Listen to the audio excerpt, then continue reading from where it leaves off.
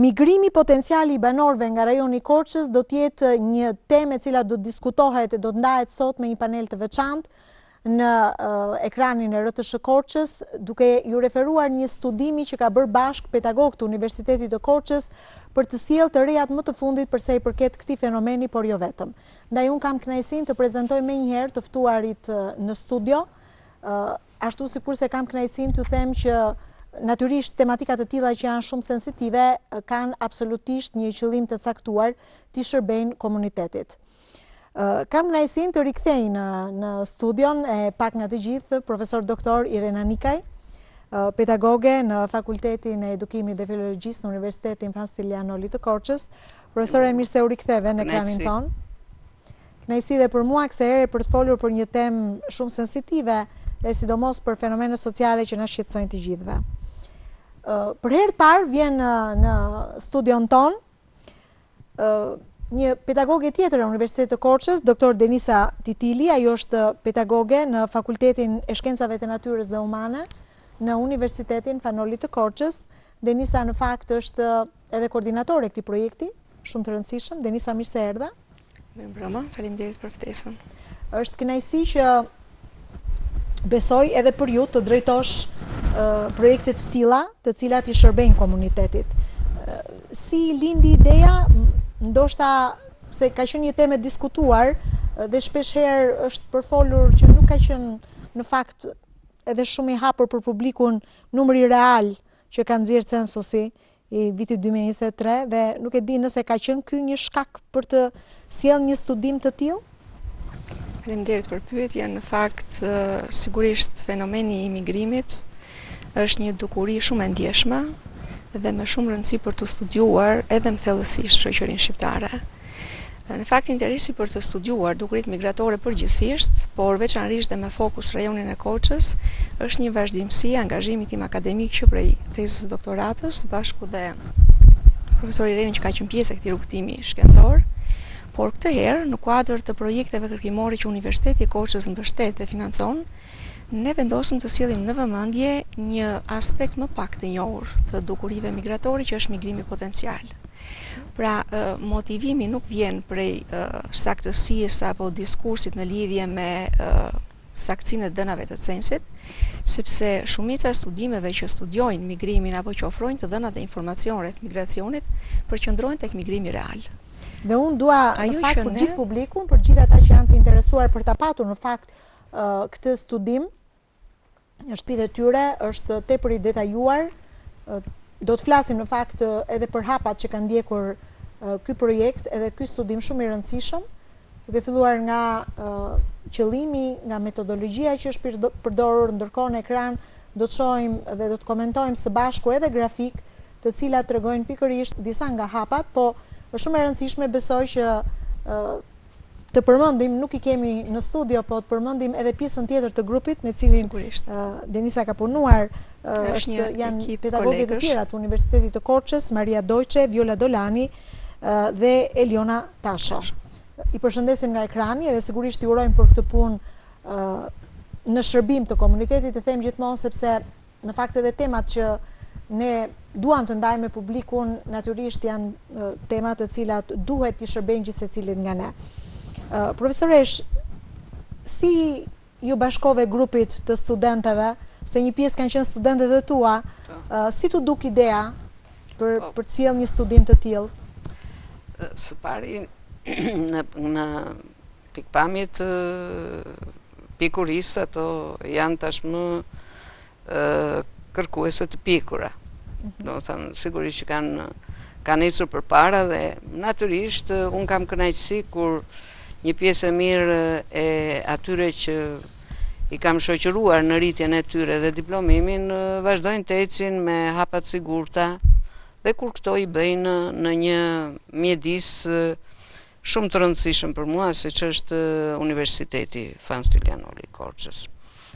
Për sa i përket fillimeve, Denisa është një bashkëpunëtore e rregullt me mua, kështu që idetë që ka i ndajmë së bashku dhe natyrisht edhe kjo ishte një nga nismat që mendoi Denisa dhe e përpunuam në mënyrë të tillë që atë ishte e përshtatshme, jo vetëm si një projekt kërkimor shkencor, por edhe me rëndësi për palët e treta, sepse problemi i migracionit është një çështje të cilën ne diskutojmë vazhdimisht. Shumica e njerëzve, edhe si perceptim, edhe si opinion, pothuajse janë të dorëzuar, pra nuk kemi ç'i bëjmë, gjërat janë kështu siç janë. Kjo në një mënyrë apo në një tjetër krijon edhe një perceptim që është më i madh se sa në të vërtetë realisht ndodh. Prandaj dhe unë mendoj që një nga meritat e studimit të Denisës është që udhëhoqi Denisa, që mbështetëm dhe realizuam, është që të shikojmë më realisht të dhenat, statistikat, sepse ato na ndihmojnë që të kuptojmë më afër realitetit se çfarë ndodh. Dhe nga ana tjetër të përpiqemi të ndërtojmë së bashku edhe përpjekje të organizuara, se ne e themi këtë, por në të vërtetë pak gjë realisht bëhet për të ndërtuar një qasje më proaktive ndaj migrimit. Pra, do duhen, kemi thënë, vazhdojmë ta themi, projekte më reale, të cilat gjatë tyre 35 viteve për shumë arsye nuk kanë mundur të funksionojnë. Vetë dalja e shoqërisë shqiptare nga mbyllja e para 1990-s, sigurisht që do të ushqente një formë të lirisë duke ju larguar vendit apo sistemit që i kishte mbyllur për shumë vite. Kështu që nga kjo pikpamje, liria perceptoi si ikje. Dhe kjo dal nga dalë përmes modelit ekonomik i cili u përshtat dhe vazhdon të ekzistojë, e gjeti procesin e largimit të forcës aktive të punës, të njerëzve që mund mos e gjenin vete në shoqërinë shqiptare, si një valvull shpëtimi. Pra, problemet ekonomike, problemet sociale, politike, sistemi, institucionet për shumë kohë të pa konsoliduara, ju lanë mundësinë më të mirë të mundshme njerëzve të largoheshin. Në fillim me shumë vështirësi, me probleme të mëdha, dhe më pas dal nga dal bashkë me ndryshimin e statusit të Shqipërisë si shtet, ato dhe janë përmirësuar. Pra tashmë pjesa më e madhe atyre që duan të ikin, përpiqen ta zgjidhin në mënyrë të tillë që të jenë me sa më pak kohë zgjatje qytetarët dhe qytetaret të rregullta të atyre shteteve që duan të shkojnë. Po, dhe vërtet profesori që në vitin 90 arsyet e largimit të shqiptarëve ishin krejtësisht të ndryshme nga ato arsyet të cilat në fakt edhe studimi që keni bërë ju do të na i nxjerrë në pa. Mendohet në fakt që në gjithë të shtrirë kohore mbi 30 vjet popullsia shqiptare të kishte një rehabilitim në një farë mënyrë, në mënyrë që ky numër të ishte në zbritje. Po në fakt studimi tregon të kundërtën. Një të dhënë të cilën ju e keni të shkruar edhe në studimin tuaj është që sipas Instatit në 2023 popullsia banuese në Shqipëri ka një rënje prej 420.000 banorësh krahasuar me vitin 2011. Apo jo, Denisa? Sigurisht. Po, përpara se sa t'i marrim të gjitha pikat me radhë, në fakt qëllimi i studimit ishte thjesht të tregonim disa shifra dhe arsye largimi?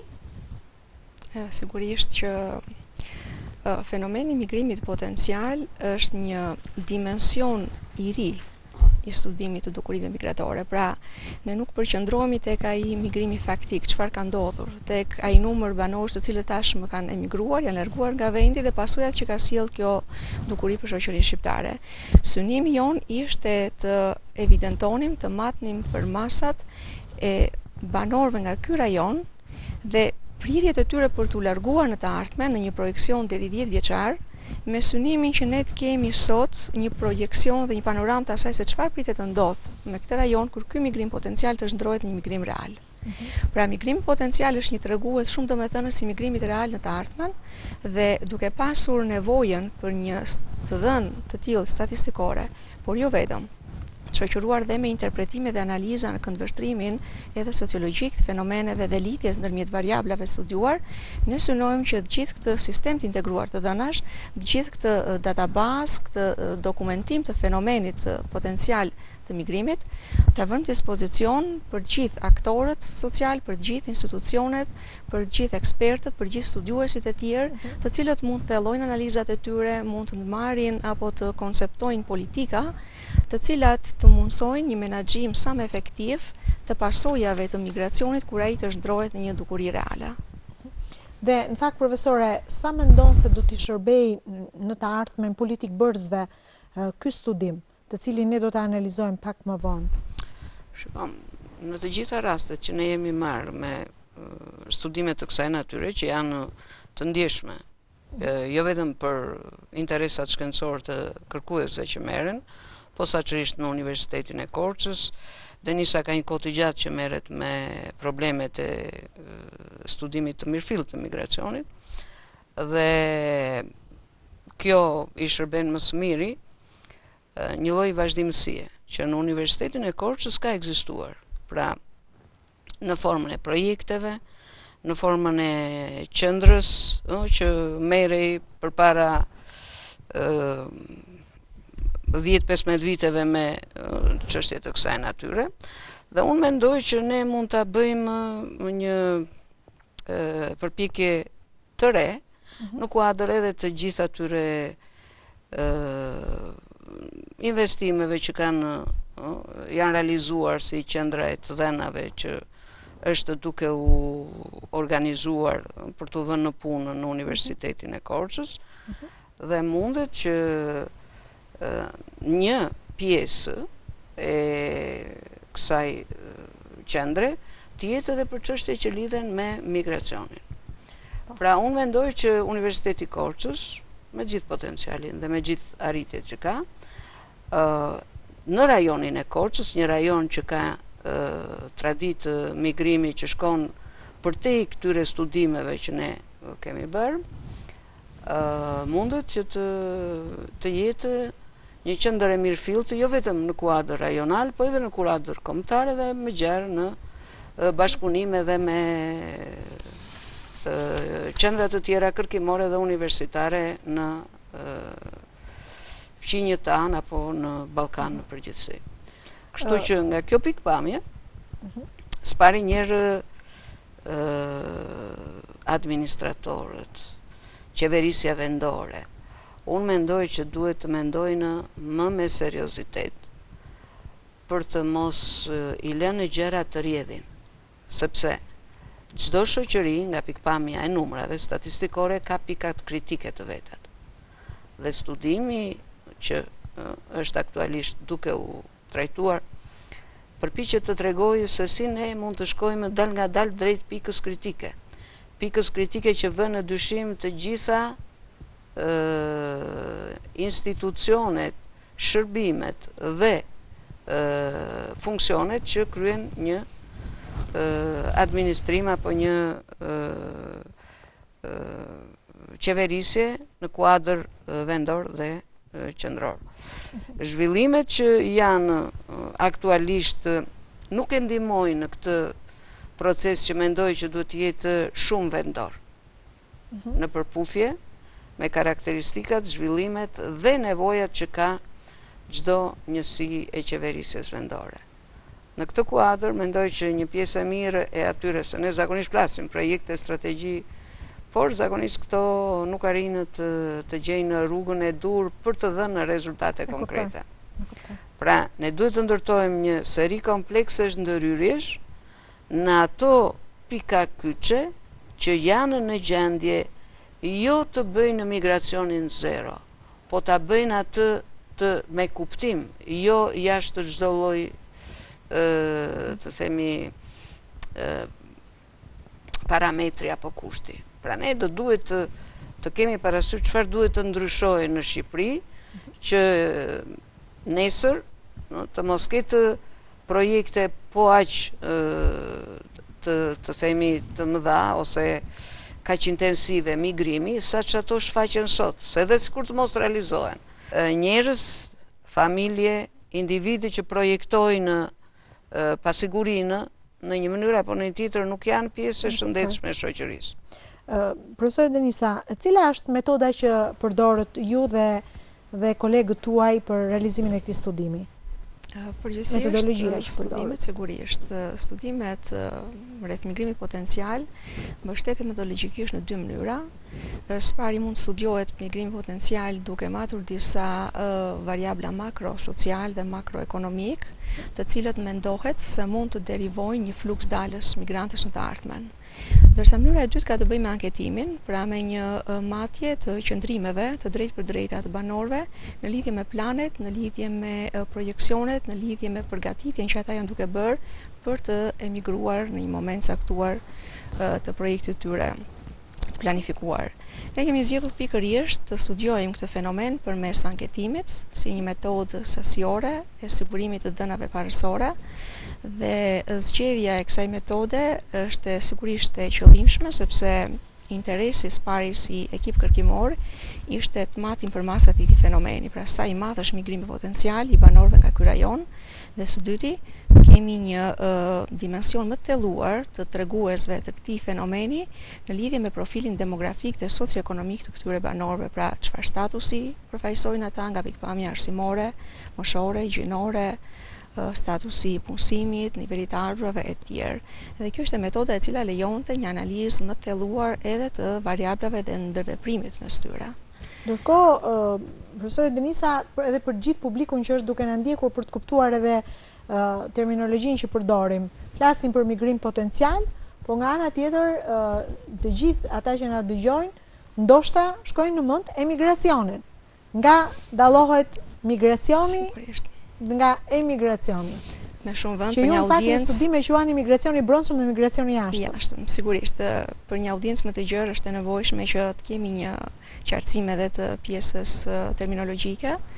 Nga pikpamja konceptuale ne referohemi sigurisht burimeve ndërkombëtare ose referencave terminologjike ndërkombëtare, dhe saktësisht termi vjen apo konceptimi vjen prej Organizatës Ndërkombëtare të Migracionit, i cili identifikon dy forma kryesore të migracionit, migrimin e brendshëm dhe migrimin ndërkombëtar. Migrimi në vetvete është thjesht një zhvendosje e banorëve nga një vend në një vend tjetër.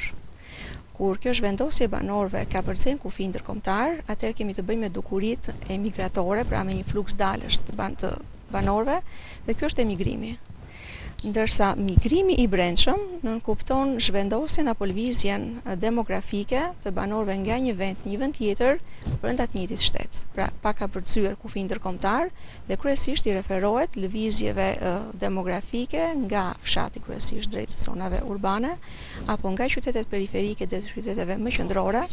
Ndjekim një grafik atëherë, profesoresh? Sigurisht. Ndjekim grafikun e parë, i cili do të na tregojë pikërisht se si të anketuarit janë përgjigjur pyetjes: a mendoni të largoheni në një qytet tjetër brenda Shqipërisë? Do ta ndiqim tani grafikun. Po, është në lidhje me këtë tregues, pra studimi mbështetet në dy linja kryesore, në tendencat apo pritjet e banorëve nga qarku i Korçës për të zhvendosur drejt qyteteve të tjera të Shqipërisë, migrimi i brendshëm, dhe pritjet për të emigruar apo për të larguar jashtë territorit të Shqipërisë.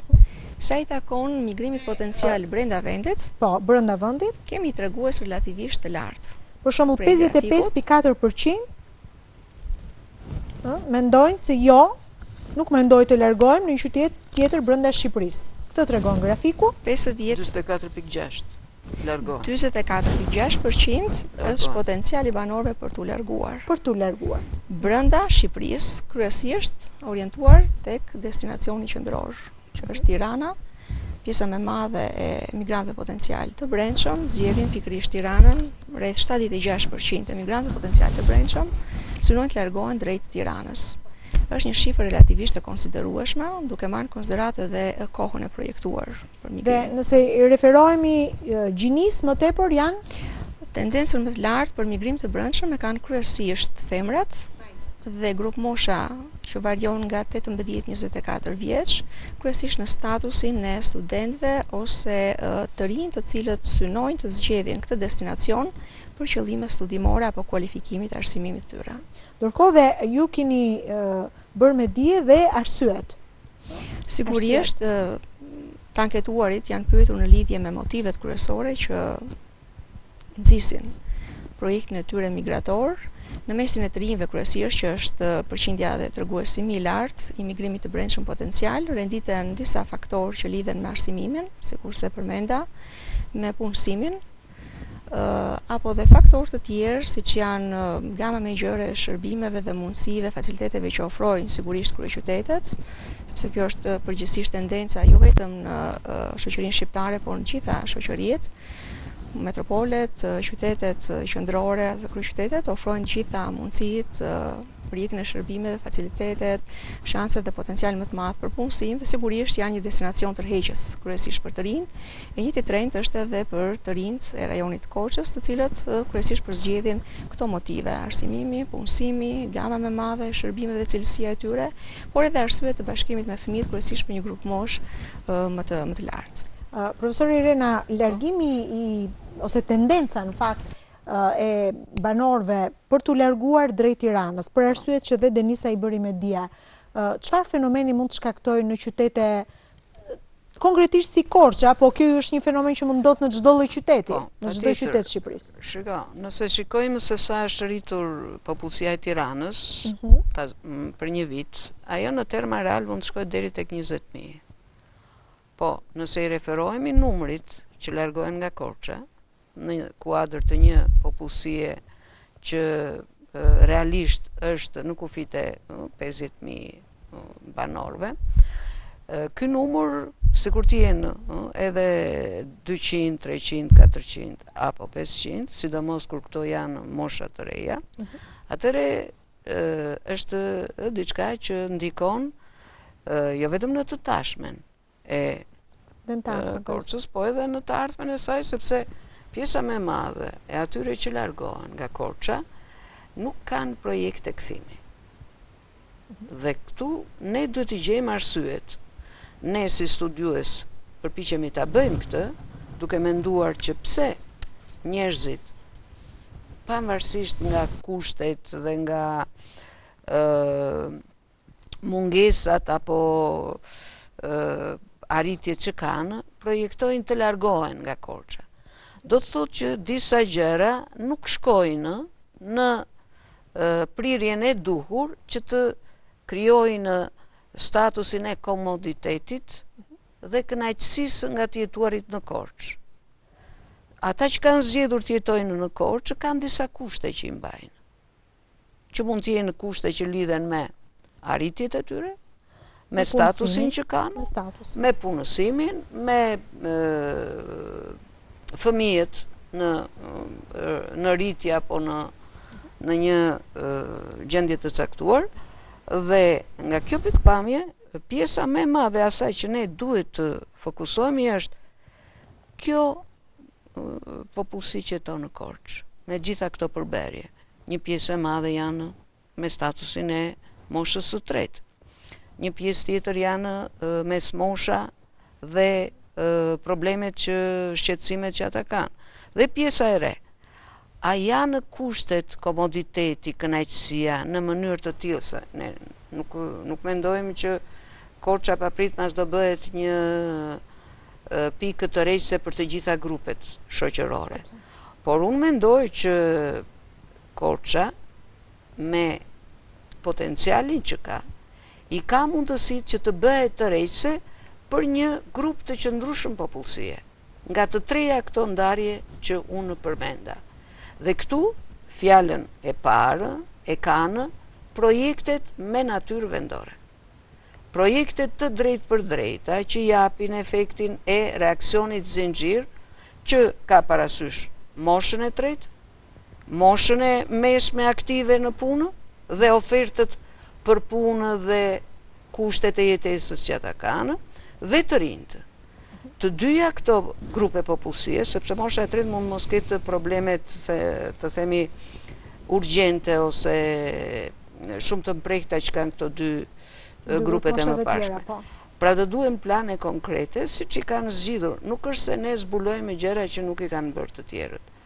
Nëse dëshiron të mbash të rinjtë, do duhet të kryosh kushte për ti mbajtur ata, që nga punësimi, pagesa, banesa, dhe për familjet e reja, mbështetje e drejt për drejt, me shërbime të dedikuara ose të përkushtuara ndaj tyre, apo falas, banesat falas. Pra, në një mënyrë apo në një tjetër, ne jemi sot më mirë se shumë vite përpara, taksa pagues të rregullt. Ku ka më mirë se një pjesë e mirë e atyre çfarë krijohet si mjete financiare publike, t'ju kthehen përsëri qytetarëve në forma të ndryshme. Në fakt, nga pikpamja e ndryshimeve ose reformave, ose të ashtu quajturave reforma, nuk është se këto ndihmohen. Për t'ju jap një shembull, që është diçka e njohur. Ne kemi pasur një ndërmarrje ujësillësi që ka qenë model në Shqipëri. Pa prit mas me reformën, u ndryshua gjithë statusi saj, kaloi me riorganizime të reja, e cila disa nga efektet e saj ka dhe shtrëngtimin e çmimit të ujit, që është diçka e ndjeshme për të treja këto kategori që unë përmenda. Po si kjo janë edhe të tjera gjëra, shtrëngtimi, inflacioni, pra pagat reale nuk është se janë të tilla që të mundësojnë një jetesë, siç thash, përmes kënaqësisë, komoditetit, po dhe sipas kërkesa që kanë këto dy grupet që unë përmenda, të cilat nuk janë të njëjta me ato të pjesës. Dhe nëse kjo nuk do të ndodhë, nëse nuk do të ketë reagime të tilla që ju rekomanduat, çfarë do të ndodhë nëse kjo pjesë ka gjithmonë tendencën për të larguar drejt qendrës? Shiko, migrimi i brendshëm ndoshta mund të jetë diçka që do të ndodhë në mënyrë sistematike. Por për migrimin e jashtëm nuk mendoj që do të ketë të njëjtat ritme edhe për masa. Flasim për migrimin e brendshëm. Migrimi i brendshëm mund të vazhdojë në këto terma, nëse ne nuk reagojmë me ato që ju ofrojmë atyre grupeve të popullsisë që lindin, jetojnë dhe kanë lidhje intensive, të ngushta, të rëndësishme me Korçën. Që do thotë shumë shpejt ne do të kemi një... Jo shumë shpejt, nuk është në terma të prirjeve ose të atyre teorive demografike, nuk është se ndodhin ata të shpejt. Por gjithmonë kemi prirjen për të përkeqësuar Plaki të popullsisë në qytetin e Korçës ndoshta jo shumë shpejt si shtat ju, po në vitet në vijim? Shika, po ta marrim në terma reale. Korça nuk ka pasur ndonjëherë një numër popullsie për te kapaciteteve që ajo ka pasur për të mbajtur. Edhe sikur t'i referohemi historisë 100 apo më shumë vjeçare. Pra, popullsia që ka zgjedhur të jetojë në Korçë ka qenë një popullsi e cila ka pasur disa karakteristika specifike.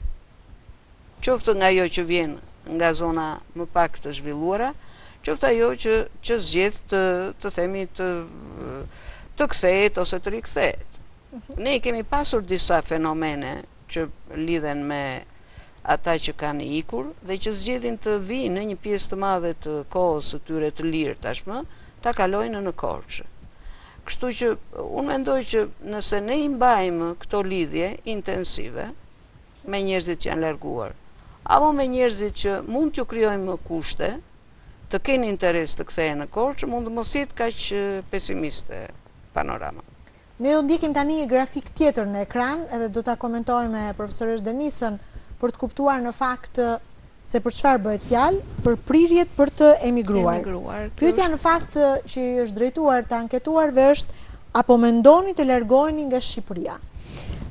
Duke pasur në konsiderat pritjet për të emigruar, që në mendimin tim është një nga treguesit më të rëndësishëm të këtij studimi, ka një shifër relativisht shumë të lartë, në 61.5% të anketuarve synojnë të largohen, ne jemi treguar të kujdesshëm për të pasur një diferencë të variablave të planit për të migruar dhe përgatitjes konkrete për të migruar.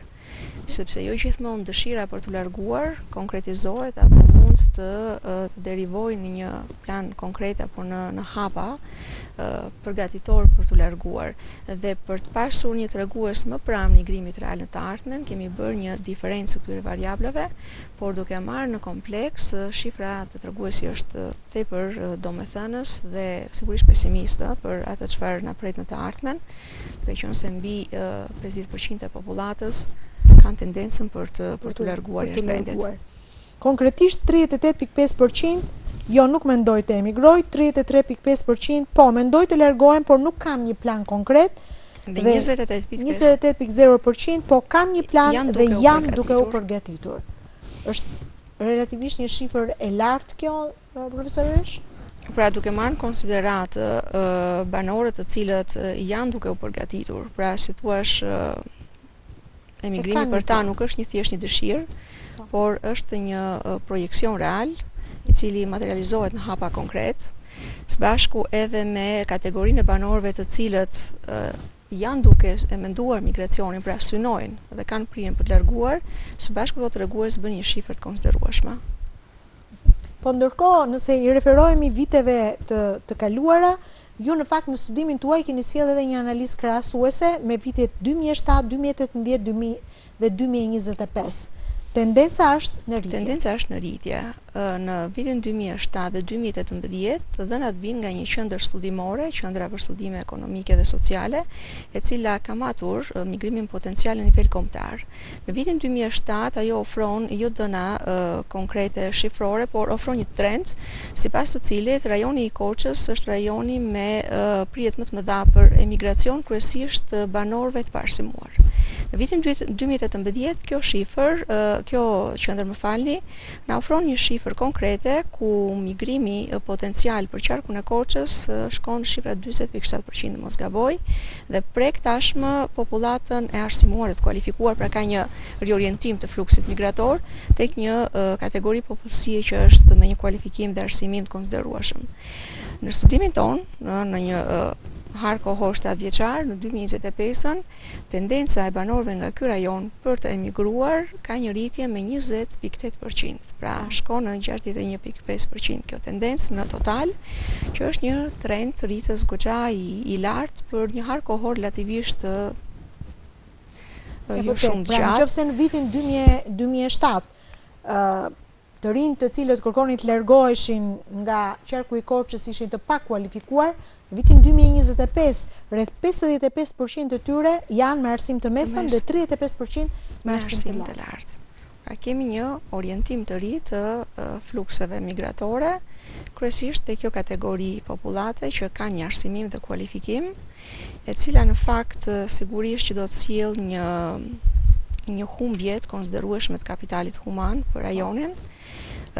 Kategoria e banorëve të cilët kanë një arsim të mesëm sigurisht do të krijojë një mungesë theksuar në fuqinë punëtore për ato kategori ose për ato sektor të cilët kërkojnë një forcë punëtore që është e kualifikuar, po jo domosdoshmërisht e specializuar, kryesisht sektori i shërbimit, sektori i ndërtimit, i bujqësisë, ndërsa largimi i një mase të konsiderueshme njerëzish me kualifikim, pra të diplomuar apo dhe të kualifikuar në mënyrë të pas studimeve të tyre, do të krijoj një humbje të ndjeshme të kategorisë, pra të forcës të profesionistëve të këtij rajoni dhe sigurisht edhe të kapacitetit inovativ që të rinjt në vetvete mbartin. Profesor Irena, edhe profesor Denisa e tha që pjesa e njerëzve ose ata që kërkojnë të emigrojnë, që i përkasin shtresës me arsim të mesëm, mund të jenë pikërisht ata profesionistët që ne në fakt kemi disa vite që i kërkojmë dhe çdo ditë më shumë e ndjejmë mungesën e tyre. Çfarë vakumi do të sjellë kjo në të ardhmen? Pra mungesa dhe çfarë pasoja do të kemi ne si qytetarë të thjeshtë? Vakumi është krijuar që tani.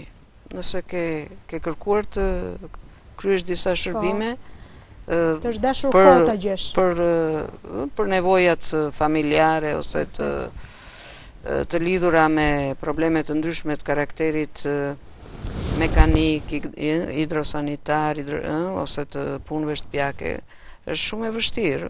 Pra, është si një përvojë reale kjo që nuk ke profesionist apo teknik zanaci, nëse do të flasim në terma real, sepse ata janë në një mas të tillë që përveç se mungojnë, janë të prirur që të zhvillojnë veprimtari të cilat kanë të ardhura më të larta. Fjala vjen, nëse do të dëshirosh të riparosh një pajisje, një profesionist është më interesuar të instalojë një pajisje të re, se sa të merret me riparimin e një pajisje të përdorur. Kështu që pjesa më e madhe e zhvillimeve të sotme është që nuk riparohet, po duhet të blesh diçka të re. Dhe kjo natyrisht që krijon kostot e veta. Nga ana tjetër e ka si thua profilizuar këtë pjesë të specialistëve të mesëm, të shkojnë në drejt atyre punëve të cilat japin dhe të ardhura më të larta. Dhe në fakt një grafik që ju e kishit në studimin tuaj, profesoresh Denisa, kishit rrëdhitur emrat e shteteve që kishin prirje për të shkuar, dhe në fakt Gjermania kishte edhe numrin më të madh të njerëzve të cilët kishin prirje për të shkuar. E vërteta është që të paktën nga informacionet e fundit që kam, një pjesë e mirë e të rinjve edhe në Universitetin e Korçës kanë preferuar të zgjedhin degën e infermierisë si një tendencë për të prekur pikërisht Gjermaninë. E kemi një fakt real, të paktën këtë vit nga informacionet që kam, ka pasur një numër shumë të madh maturantësh që kanë aplikuar në degën e infermierisë në këtë një zgjedhje qëllimshme në këtë fakultet. Për synimin e migrimit. Është diçka që ndodh prej kohësh. Dhe duket që kemi sërish nuk kemi një rënje, vazhdon ngelet Gjermania është destinacioni qendror për gjithë migrantët potencial dhe sigurisht vendet tjera të Evropës Perëndimore, Shtetet Bashkuara të Amerikës, Kanada, këto janë përgjithsisht në alternativat e selektuara nga të anketuarit si destinacionet për zgjedhura për t'u larguar. Po më shumë tek familjarët kanë përshtypjen. Kategoria e banorëve po janë familjar, ata që synojnë të largohen. Grafik tjetër tani. Konkretizimi i planit migrator, si ta kuptojmë, profesoresh, cili ka qenë qëllimi? Qëllimi për të adresuar këtë pyetje tek të anketuarit lidhet me një nevojë nga ana e ekipit kërkimor për të pasur një tregues sa më real të migrimit në të ardhmen. Sepse dëshira për të migruar jo gjithmonë çon në një konkretizim apo në një realizim të suksesshëm të planit migrator, sepse është e nevojshme që të ekzistojnë edhe disa faktorë të tjerë të cilët ta bëjnë të suksesshëm këtë projekt. Pra është e nevojshme që të njohësh gjuhën e vendit ku do të shkosh, të kesh të ardhurat të mjaftueshme, të kesh një rrjet mbështetës të cilët do të lehtësojnë fazën e parë të integrimit të vendimprites. Dhe në këtë kuadër ne synuam të shihnim deri ku shkon konkretizimi i projektit migrator të këtyre banorëve. Ajo që evidentuam prej të dhënave ishte një shifër shumë e lartë. 84.8% e migrantëve potencial kanë ndërmarrë të paktën një hap konkret. Po. Pra, për përmbushjen e këtij plani. Se sa është përmbushur pastaj kjo është sigurisht ai do të përmbushet kur ky migrim të shndrohet një migrim real, pra kur ta banorët largohen dhe të integrohen pastaj në mënyrë graduale tek vendet e destinacionit të zgjedhur. Dhe janë shumë interesante. Në një fazë të materializimit dhe të zhndrimit në një plan aktiv. Dhe janë shumë interesante përgjigjet në fakt. Shumica e të anketuarve kanë selektuar si opsion kryesor një rrjet mbështetësish. Rreth 20.5% deklarojnë që kanë të afër miq familjar në emigracion, të cilët po i ndihmojnë duke i informuar, duke vënë dieni për atë gjithë procedurën që duhet të ndjekin për t'u larguar, duke se kanë fituar një kulturë migrimi tashmë pas kaq vitesh. Sigurisht që një diasporë konsoliduar shqiptare apo një rrjet i gjerë migrantësh jashtë vendit janë një faktor shumë i rëndësishëm që ndikon në vendimarrjen e për t'u larguar edhe tek migrantët e rinj. Pra, migrantët e rinj krijojnë një ide, një konceptim të jetë subjektiv për një qëndje në vendet e destinacionit bazuar tek suksesi i të afërmve apo familjarëve të tyre që tashmë kanë një fazë integrimit të tyre, dhe kjo shpeshherë ndikon jo vetëm në vendimin për t'u larguar, por në destinacionin e përzgjedhur. pra edhe orientimi në këto vendet të identifikuara, lidhet pikërisht me një rrjet mbështetësish, kryesisht me bazë familjare, fisnore, miqësore, që është tipike në kontekstin e migracionit shqiptar.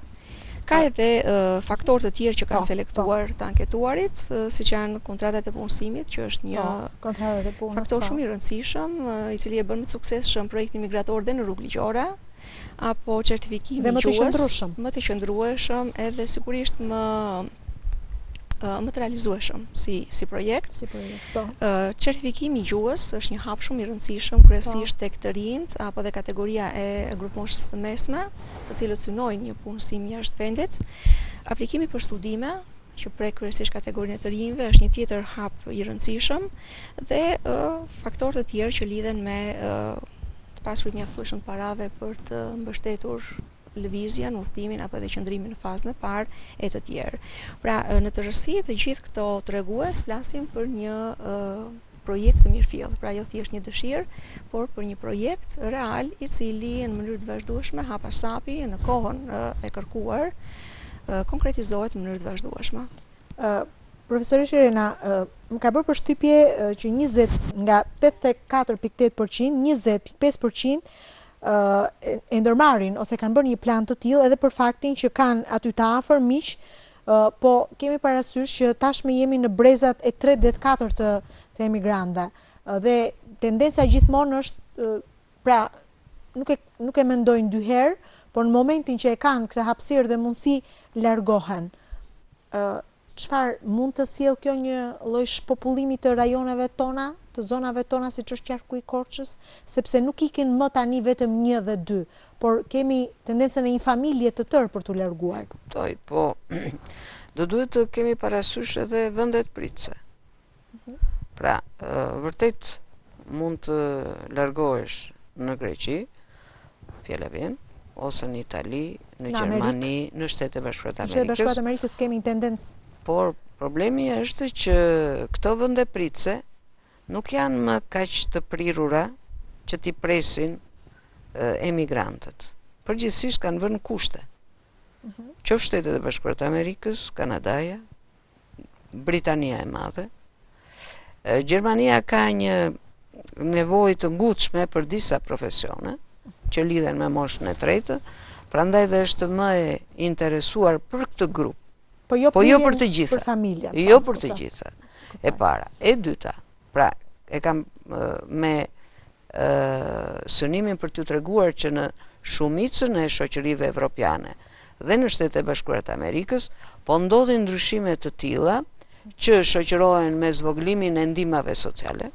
Ndihmat sociale zakonisht janë për familje që kanë shumë fëmijë, që kanë të ardhurat ulta, dhe këto pritet që jo vetëm në Gjermani, por në gjithë Evropën, Shtetet e Bashkuara të Amerikës dhe Kanadas të ndryshojnë, dhe këto kushte e vështirësojnë së tepërmi projektin e suksesshëm të emigrimit. Dhe unë mendoj që përsëri një pjesë e vogël e atyre që planifikojnë të largohen, do kenë sukses në largimin e tyre dhe do gjejnë kënaqësi se mund të ndodhë që të shkojnë, të mos realizojnë ato projekte që kanë, ose të sistemojnë fëmijët nëse kanë projekte arsimi për fëmijët e tyre, dhe do të rikthehen, sepse kemi parasysh, kur ne themi largohen profesionistë me pagesa të mira për kushtet e Shqipërisë, po flas, do të thotë që një pjesë e tyre mund të mos gjejnë atë mjedis që kanë pasur në Shqipëri, sepse vërtet mund të themi pagesa, por ka dhe një sër kushtes që lidhen me komunitetin, me marrëdhëniet me të afërmit, me atë kontekst kulturor që ekziston në Korçë. Të gjitha këto nuk i kenë këto shoqëri që janë shumë të prirura për veçim dhe për një jetë sociale aty në komunitetet ku banojnë të kufizuar, për të mos thënë inekzistente, jo ekzistente.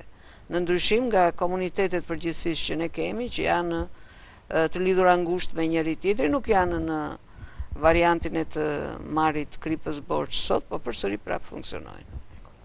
Ne do ndjekim një tjetër grafik, bëhet më konkrete kështu kur i shohim në ekran edhe i diskutojmë, migrimi potencial dhe statusi i punësimit. Në fakt, cili ka qenë qëllimi, profesoresh Denisa?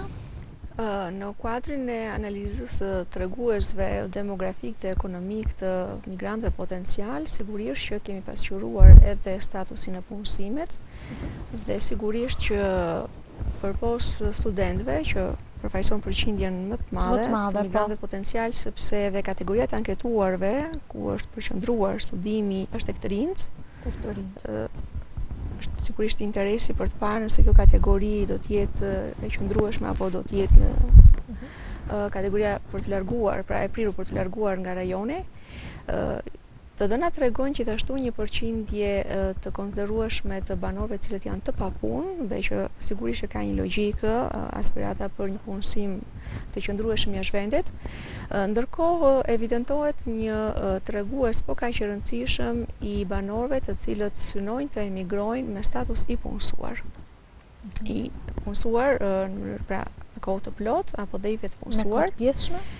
Dhe të vetë punësuar, pra një kategori emigrantëve potencial të cilët reflektojnë një nevojë jo thjesht për të siguruar një të ardhur të qëndrueshme, por një kategori e cila e shohin emigrimin si një zgjidhje për një standard më të mirë jetese. Pra nuk mjafton të kesh thjesht të ardhura, nuk mjafton të kesh një vend pune, por migrantët potencial janë në kërkim të një standardi më të mirë jetese apo të një sigurie dhe qëndrueshmërie në planin socio-ekonomik.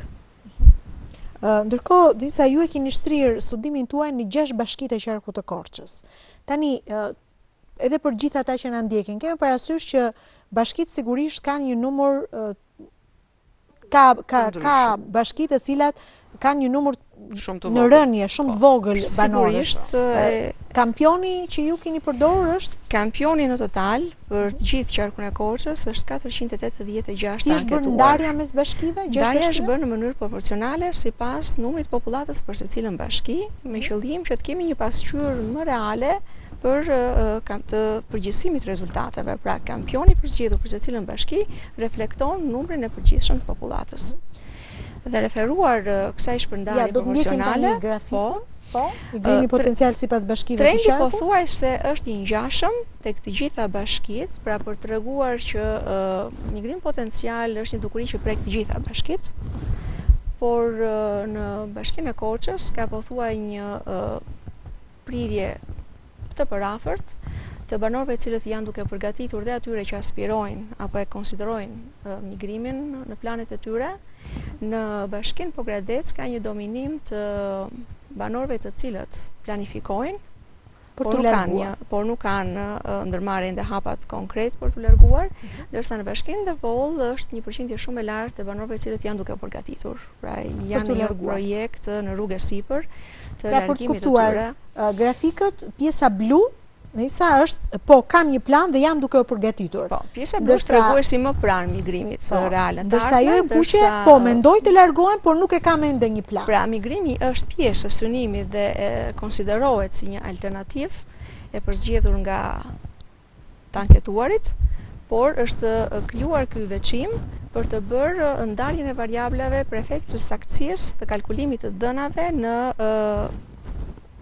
kuadër të vërtetësisë dhe qëndrueshmërisë që ka ky tregues për migrimin real në të ardhmen. Profesor, si do ta komentoni ju këtë grafik? Për shembull, mua më bëri përshtypje Devolli, bashkia e Devollit, që është ndër bashkitë e para që e ka prekur të themi migrimin e jashtëm herët që në vitet 90 dhe ende dhe sot ka një tendencë sërish për të larguar. Shika, unë më shumë këtë prirjen e shikoj si një tregues psikologjik dhe emocional të pakënaqësive që kanë grupet e popullsisë. Pra, ndjen të pa plotësuar në pritshmëritë që kanë pasur. Kemi parasysh që kanë kaluar 35 vite që ne vazhdojmë të jemi në tranzicion.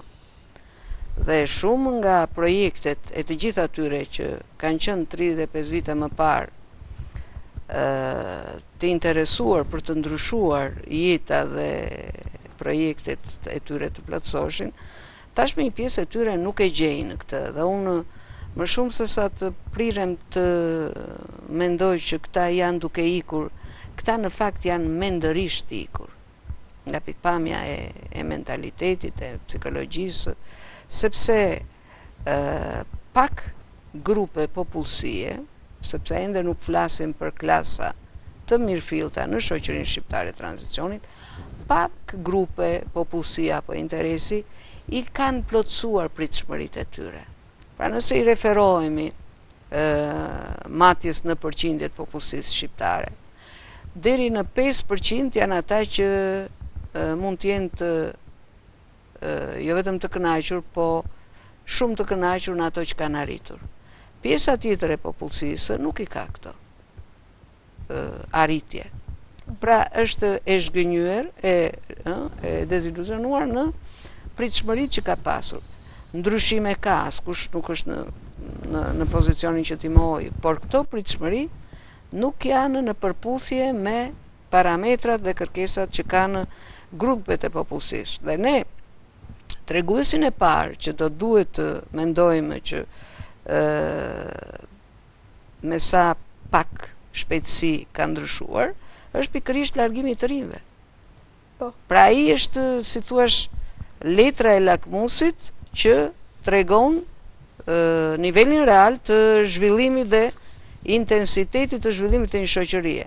Ne themi që kemi potencial, i kemi pasuri nën tokë, mbi tokë, kemi pasur një kapital njerëzor, burime njerëzore e tjera me radhë, të cilat sot në momentin që flasim jemi afër pikës kritike. Pra, 15 apo 20 vite përpara, ne kishim pjesën më të madhe të popullsisë aktive. Pra, 47-45 vite ishte pjesa, nga 15 deri 47 apo. Pra, e kam fjalën që një pjesë e mirë e asaj që duhet të ndodhë varet nga projektet të qëndrueshme për t'i ofruar atyre që janë, po ndoshta edhe të tjerë, nëse ndryshimet janë të tilla që ofrojnë siguri, komoditet, qetësi, atëherë sigurisht që njerëzit pari do ndryshojnë mentalitetin. Nuk do mendojnë që nesër duhet të ikim nëse i kemi kushtet për ta bërë këtë. Dhe në qoftë se bashkë me profesor Renën thamë në fillim të këtij emisioni që në vitet 90 faktori ekonomik ishte natyrisht një nga faktorët që i nxiste njerëzit në përgjithësi të gjitha grupmoshat për t'u larguar, studime i fundit sjell sigurisht faktorë të tjerë. Do të sjellim tani një grafik për të kuptuar cilët janë faktorët në fakt që i shtyn apo i tërheqin të anketuarit për të qenë pjesë e këtij fenomeni. Në lidhje me motivet që nxisin projektin migrator të banorëve nga ky rajon, sigurisht që ka faktorë të cilët lidhen me elemente dinamikat e brendshme të zhvillimit të vendit. Pasiguria, niveli të ardhurave, mungesa e alternativave për punësim, apo cilësia e shërbimeve, të cilat janë faktorë që i shtyn migrantët, pra i nxisin për të larguar. Ky faktor sigurisht që përplotësohet edhe nga ofertat apo nga mundësitë që ofrojnë vendet e zhvilluara perëndimore që lidhen pikërisht me paga më të larta, mundësi më të mira punësimi, standard më i lartë jetese, dhe një kombinim i këtyre dy komponenteve, faktorëve shtytës dhe tërheqës, na sjell pikërisht këtë tendencë për largim të banorëve nga ky rajon. Pra, shifrat tregojnë pikërisht për komponentë që lidhen me pamundësinë ekonomike në vend, paqëndrueshmërinë ekonomike, sociale, me alternativën më të mirë që ofrojnë vendet të tjera, paga më të larta, ribashkimi familjar është një tregues që e diskutuam pak më parë, që motivon lëvizjet migratore. Mundësitë më të mira të punësimit jashtë vendit zënë edhe përqindjen më të lartë, që është 37.4%, dhe të bëm përshtypje profesor Irena, 25.3%. Një nga faktorët janë kushtet ekonomike, niveli i pagave. Po. Edhe vetë ne e kemi të qartë, kemi një kohë të gjatë në punë se si ka ndryshuar niveli i pagave. Pra pagesat që ne kemi pasur në marrëdhënie pune kanë qenë të tilla që nuk kanë qenë të kënaqshme në mënyrë reale për të plotësuar, si thua, një standard mesatar jetese. Pra, këto 2 vitet e fundit ka ndryshime në nivelin e pagave, sidomos në disa profesione prioritare, por më shumë ato vendosen mbi bazën e tregut punës dhe kërkesës edhe ofertës, sesa një projekti real. Një rritje page e cila le të jetë ndjeshme brenda familjes apo brenda shoqërisë. Duke sigurisht një rritje page më shumë thjesht për hir të një shiko, në disa profesione ka një rritje të konsiderueshme të pagesës, por kjo në profesione të tjera nuk është ndjerë fare. Edhe këto sigurisht që krijojnë edhe së pari kushtet për shtrenjtim të kostove të jetesës, sepse tregu në përgjithësi në Shqipëri reagon ndaj këtyre fenomeneve që kur lajmërohet, se si rregull lajmërohet 6 muaj deri 1 vit përpara. Dhe duke qenë se lajmërohet në një mënyrë apo në një tjetër,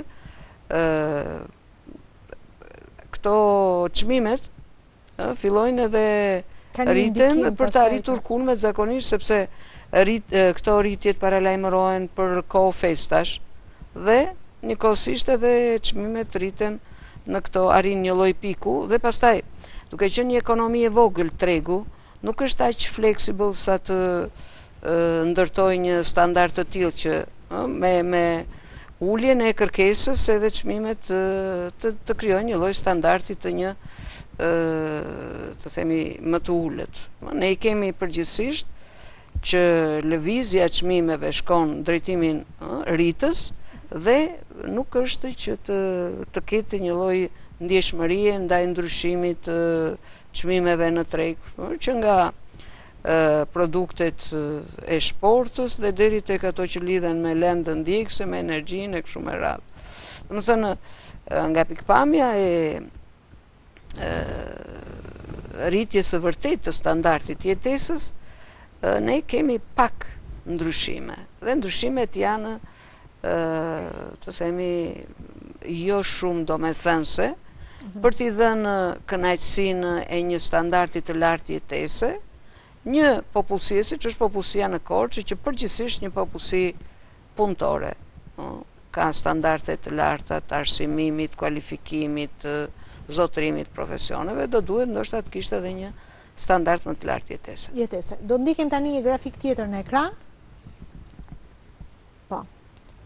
Që duket edhe këtu kemi një studim të detajuar që në nxjerr në pa shkallën e kënaqësisë dhe të pakënaqësisë migrantëve potencial ndaj institucioneve dhe shërbimeve publike. Pikë shumë e rëndësishme dhe kjo. Shumë e rëndësishme dhe në vijim të argumentit që parashtroi profesorja, aspirata për t'u larguar, pra jo variabli përgatitje, që është një tregues më real, por dëshira e migrantëve apo plani për t'u larguar është më tepër një tregues i pakënaqësisë ndaj kushteve të brendshme të zhvillimit të vendit. Dhe në këtë kuadër, ky tregues është matur jo vetëm për migrantët potencial, por edhe për të gjithë të anketuar, pra dhe për atë kategori të anketuar që nuk planifikojnë apo nuk kanë dëshirë të largohen.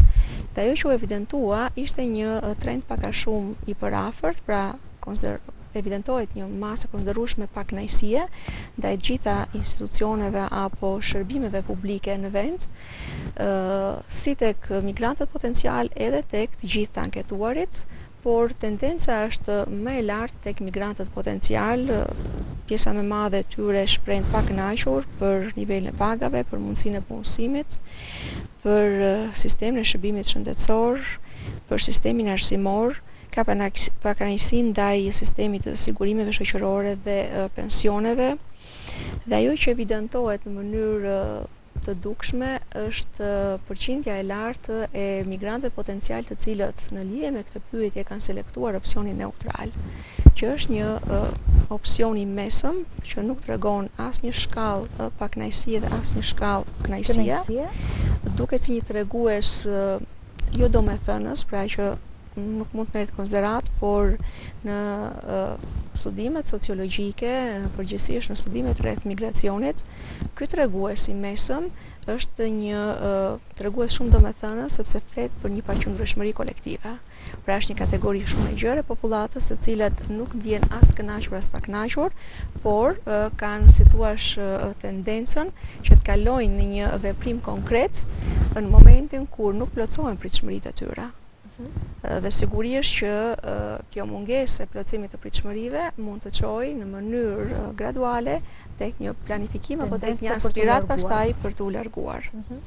Çfarë mund të shtojmë tjetër paqëndrueshmërisë kolektive, profesoresh?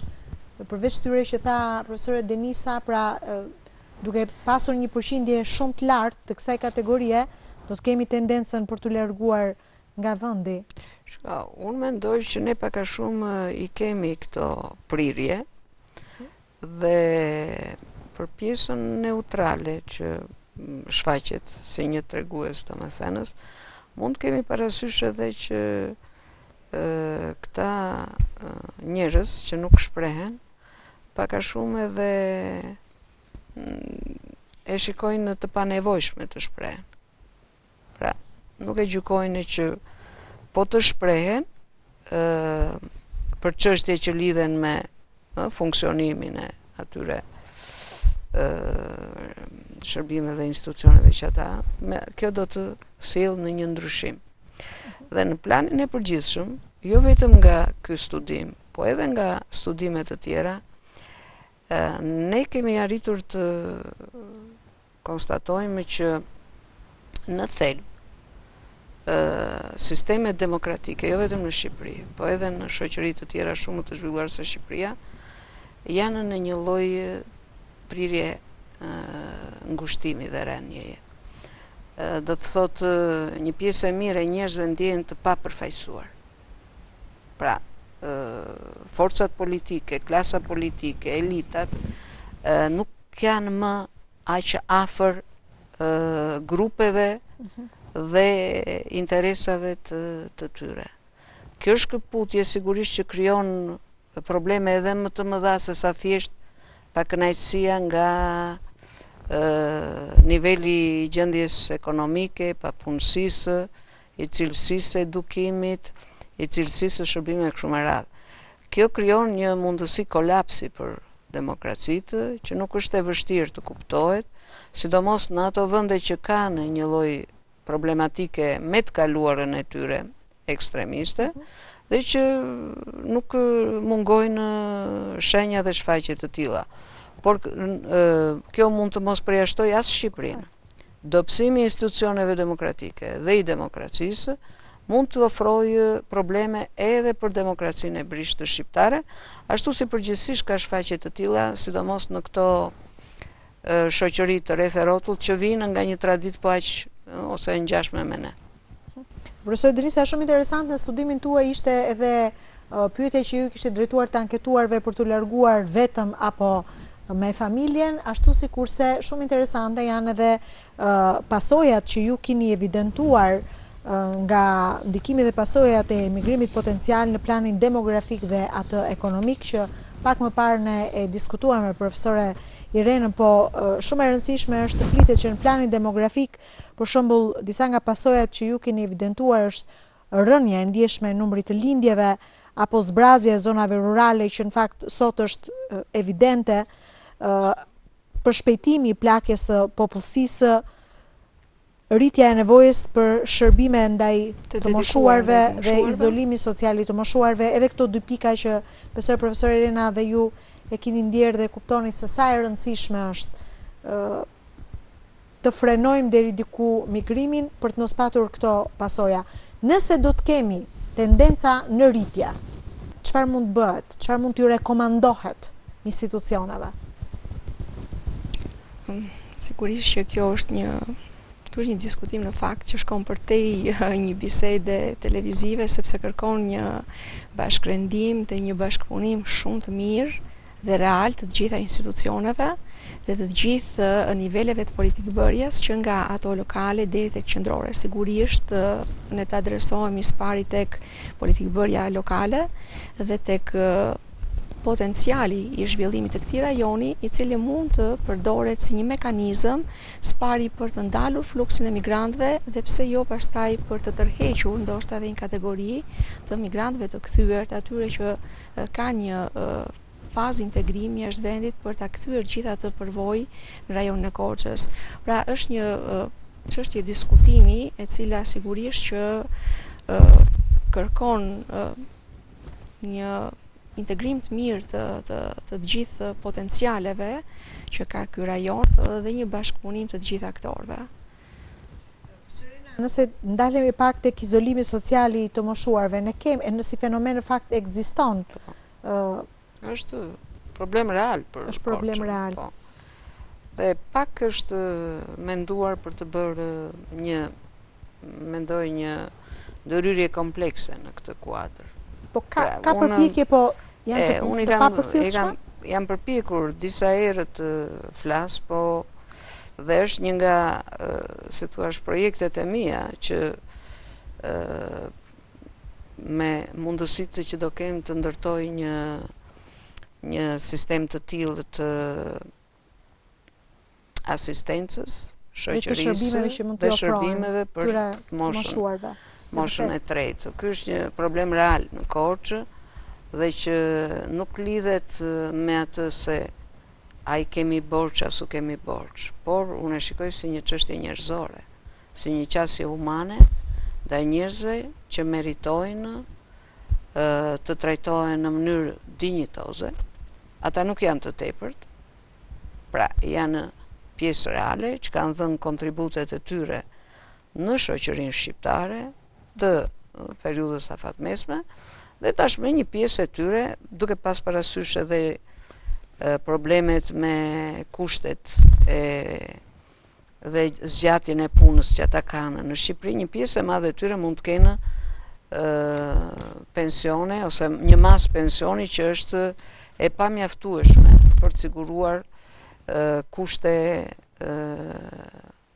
me dinjitet ose kushte jetese me dinjitet që ata i meritojnë, kështu që një plan real për to, që nuk është thjesht ofrimi i qendrave ditore ose i kafeve të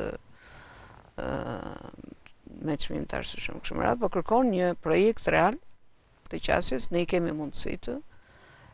Universiteti i Korçës ka disa programe që janë shumë të përshtatshme që të ofrojnë përmes veprimtarive vullnetare, por edhe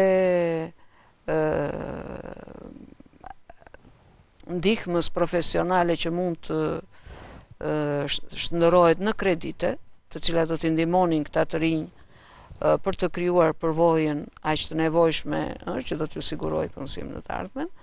Dhe natyrisht kërkohet edhe një mbështetje financiare që do t'i bënte më të mundur një jetë disi më aktive këtyre grupeve të popullsisë, të cilët nuk kanë nevojë thjesht vetëm për ushqim dhe për kujdesje të natyrës minimale, por kanë nevojë për një jetë më të plotë, më aktive, më sociale, të cilën ne për shumë arsye duhet të kemi mundësi që t'ja u ofrojmë. Dhe në fakt përfundime kanë dalë edhe se si ose çfarë pasoja mund të ketë jo vetëm në planin ekonomik dhe këtë që sapo diskutuam, po edhe në planin social dhe kulturor, sepse edhe këtu absolutisht do të ketë si pasojë ndryshime në strukturën familjare, varësinë nga diaspora dhe transformimin e roleve sociale,